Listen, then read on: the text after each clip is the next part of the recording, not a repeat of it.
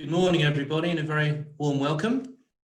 This is a Defra Future Farm Resilience webinar, part of an ongoing project with Defra, and we are focusing on providing information and support to tenant farmers. My name is Greg Beeton. I work for Brown&Co, and for those of you who don't know who Brown&Co are, we are an integrated rural organisation providing agribusiness consultancy and support, land agency, commercial, residential, architecture and planning. So as the UK leaves the European Union, we will enter a period of change. And to prepare for that, Defra have launched a number of new initiatives this year. We started earlier on in the year with the Future Policy and Progress Update paper on the left-hand side of the screen. This sets out the changes in a reasonably broad way. We've then had the Environmental Land Management, or ELMs, policy discussion paper that is now, we're waiting for the results of the consultation back from that. And then there's a roadmap on the right-hand side here of the new initiatives and changes that are going to be planned in 2021. Now, these cover a range of different areas, from launching the ELMs pilot, to launching productivity and technology grants, to reducing BPS over a period of time, changes in cross-compliance, new animal health pathways, and also in red, there is going to be a scheme launched to help support farmers through this transition period. And the transition period lasts 7 years to 2028. So this project is a pilot in this support scheme. And we're running this pilot along with a number of other organisations to try out different methodologies to help support farmers. So this project really looks to help support farmers through the period, the transition period, and it aims to supply information, it aims to help farmers feel more confident and supported, and to encourage the thinking about change and making plans for that.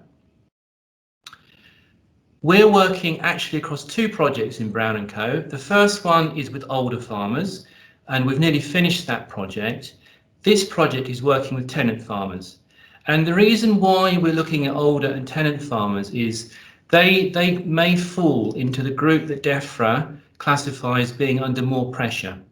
And that pressure might be brought upon by a heavy reliance on BPS, the basic payment scheme. It could be farmers who are not as well connected with information or with others. It could be farmers who haven't changed as much in the past. And it could be those farmers who actually are at particular points of pressure. So those points might be to do with succession concerns, challenges with finances or rent burdens. And we think that tenant farmers can relate to some of these areas. So we're aiming in this project to reach out to over 4,000 farmers, and we're working with the NFU, the Tenant Farmers Association, other large tenant organisations such as the National Trust, county councils. And we're aiming to get 400 farmers to webinars. And today is one of these webinars.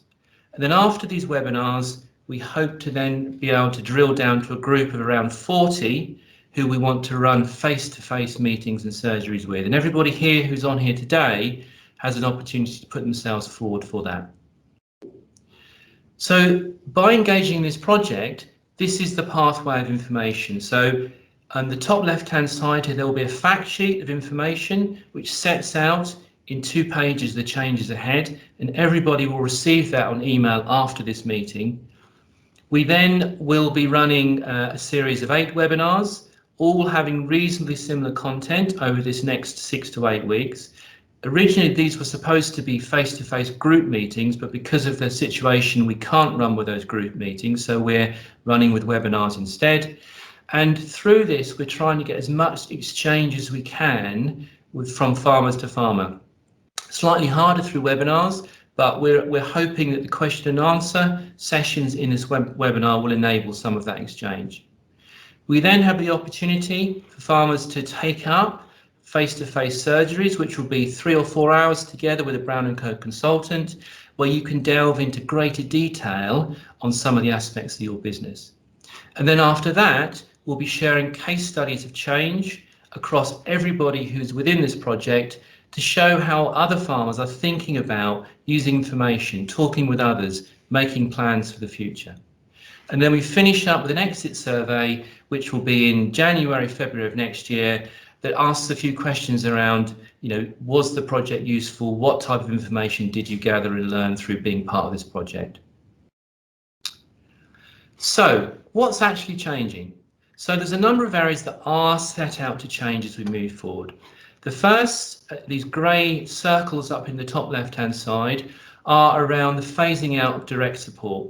So the basic payment scheme starts to reduce from 2021. It will be zero by the end of 2027. We're not quite sure how fast it's going to go down in that period, but it is going.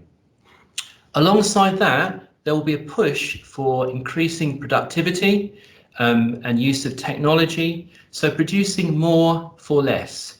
And that will be supported by various grants and technology stimulus that will be coming out from the beginning of next year. Although we've already had launched last week the start of the Countryside Productivity Small Grant Scheme.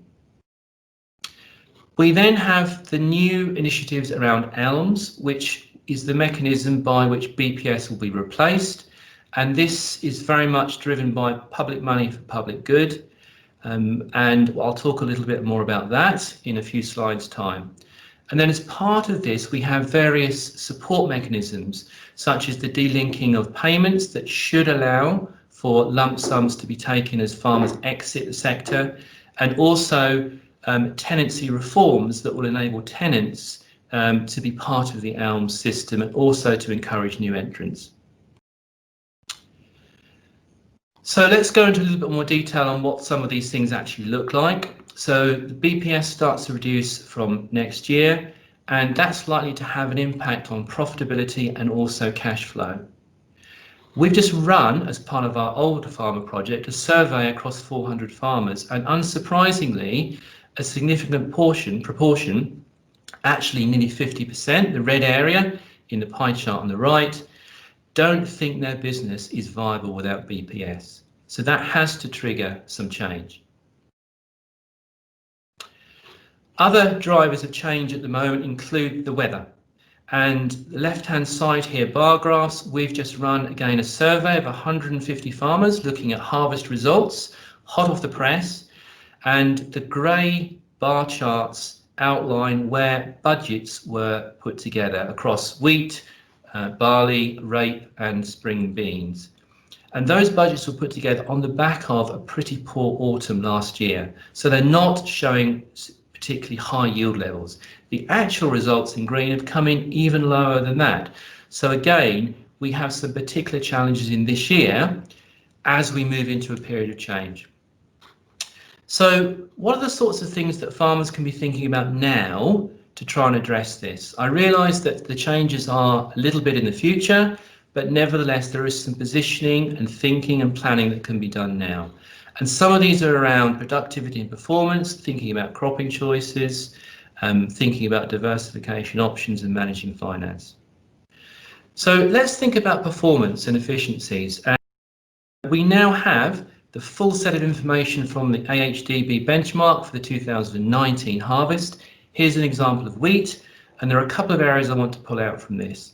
The first is look at the difference between the bottom 25% and the top 25%.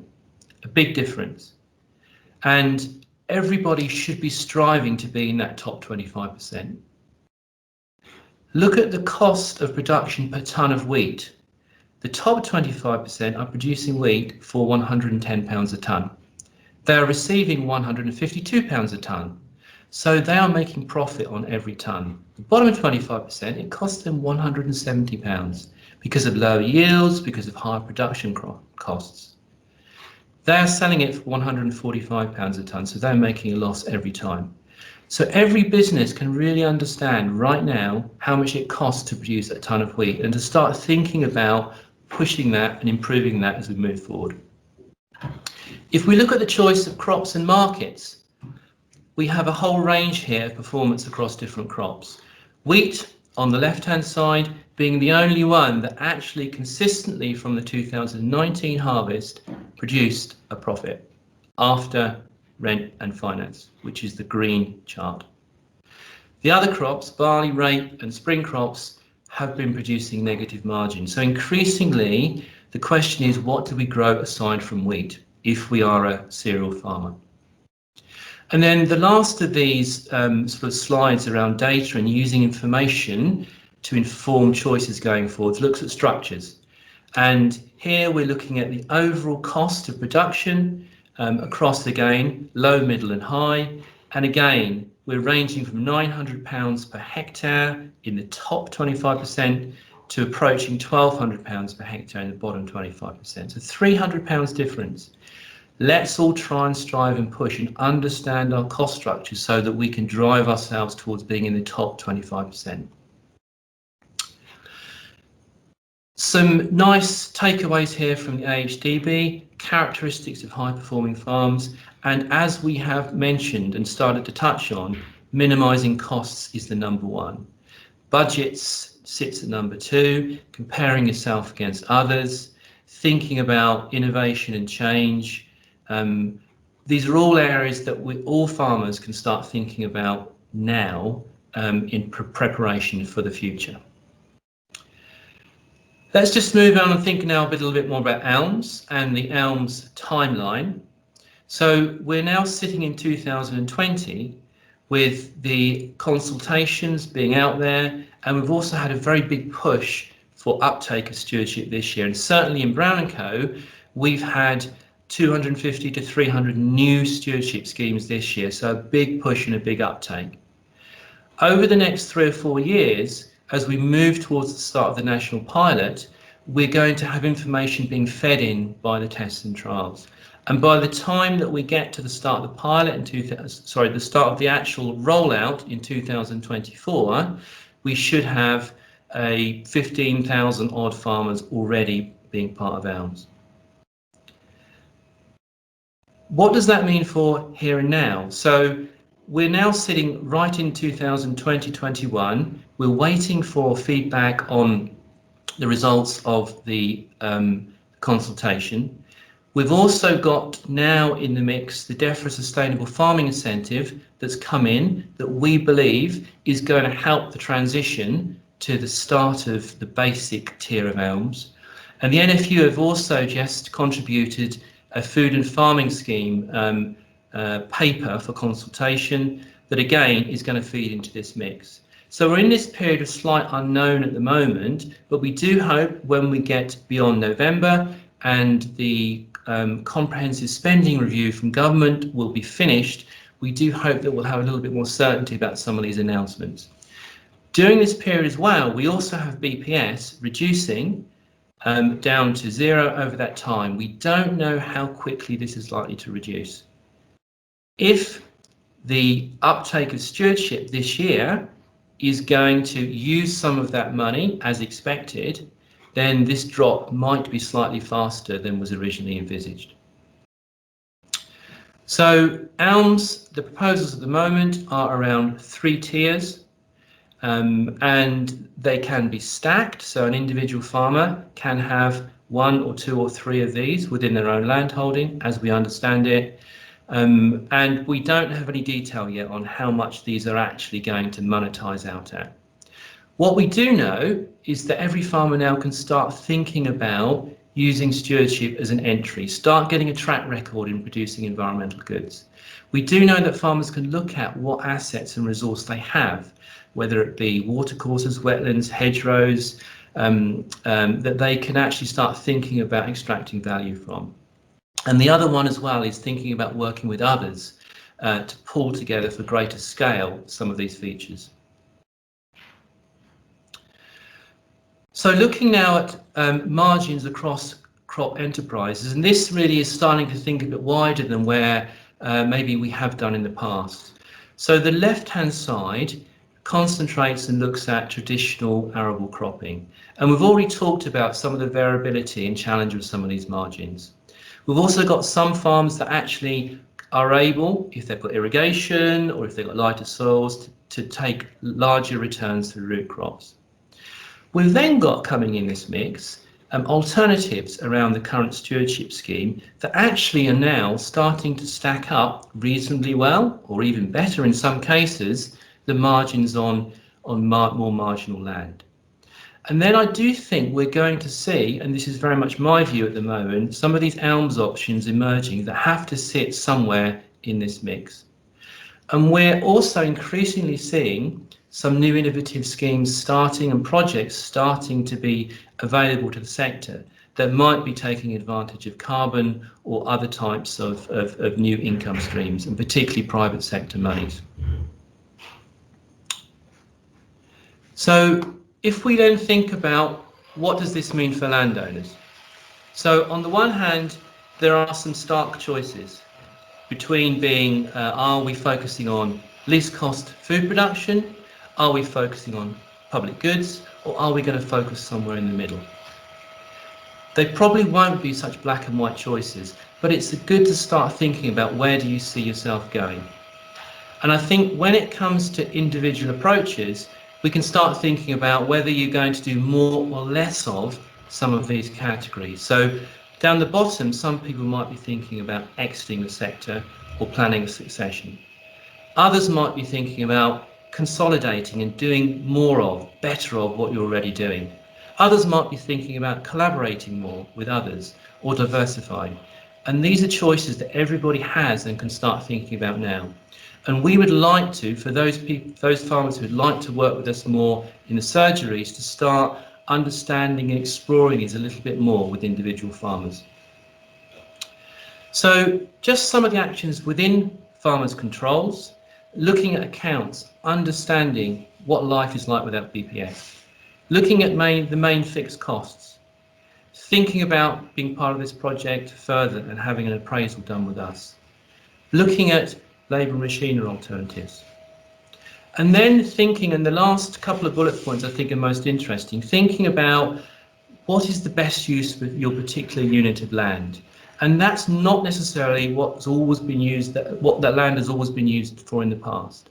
And thinking about this holistic approach to understanding how income can be generated across your land holding.